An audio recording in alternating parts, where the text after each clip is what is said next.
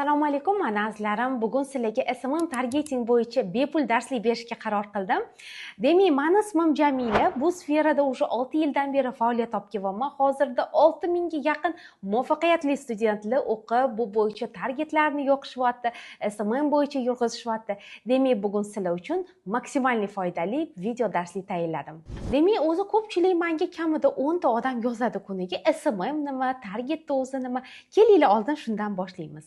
Qaranglar, SMM deganda bu social media marketing, ya'ni Instagramda siz reelslar qo'yasiz, storieslar qo'yasiz, aktualniy highlights, mashinalarni hammasini to'ldirish bizada SMM deyiladi. Va bizada target reklamasi bor. Mana hozirda ko'pchiligingiz o'tirsanglar, Instagramda, Facebookda orasida ikkita reelsdan keyin, ikkita storiesdan keyin reklamalar kelib chiqadi. Mana mashinalarni hammasi bizada target reklamasi deyiladi.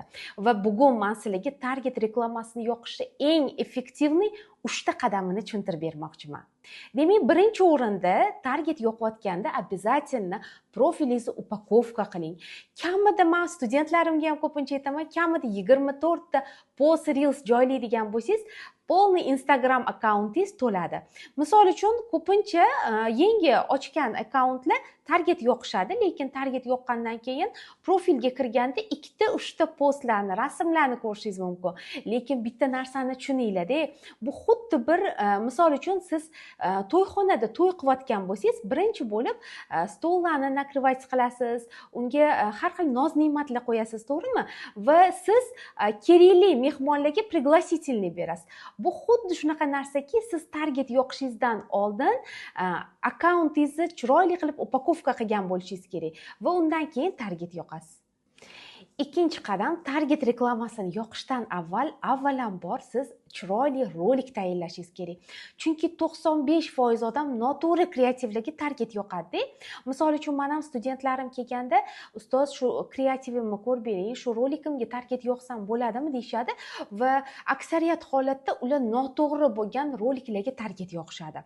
Demak, bunda bizni bilishimiz kerak, chunki target reklamasi hamma roliklarni ham target uchun qabul qilmaydi. Ba'zi bir holatlardagi noto'g'ri roliklarni yoqsangiz, katta ehtimollik bilan blok qiladi. Menimcha eshitgan bo'lsanglar kerak, vzlom bo'ldi, blok bo'ldi targetim degan gaplarni-da. Mana ular noto'g'ri roliklarni targetga yoqishadi. Ana endi to'g'ri rolik qanaqa bo'ladi ustoz deydigan bo'lsangiz, to'g'ri rolik именно bizada kategoriyasi bor. Xohlasanglar men bu bo'yicha ham alohida yana video qilaman va bu bo'yicha sizlarga tushuntirib beraman. Uchinchi qadam, target yoqishingizdan avval обязательно offer, ya'ni noyob taklif bilan target reklamasini yoqishni tavsiya qilaman. Bu qanaqa degani deydigan bo'lsangiz, target reklamasini siz yoqishingizdan avval просто tam obzorniy videolarga target yoqmaysiz yoki duch kelgan rasm, videoga siz reklama yoqadigan bo'lsangiz, siz kutgan natijani bermaydi. Lekin bizda определенный rolik, ya'ni qiziqtirib, bu xuddi kimcha, siz yosh bolaga nimadir ishingizni bitkazmoq bo'lsangiz, konfet beraman deysiz, shokolad beraman deysiz yoki qanaqadir qiziqtirasiz, to'g'rimi? Va aynan mana shunaqa qiziqtirib bizni target reklamasini yoqishimiz kerak.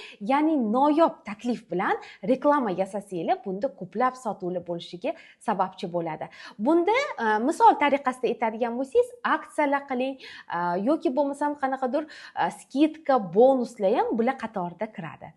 Demak, men sizlarga hozir ayrim funksiyalarni tushuntirdim. Bu xamiruvchidan patir desa ham bo'ladi.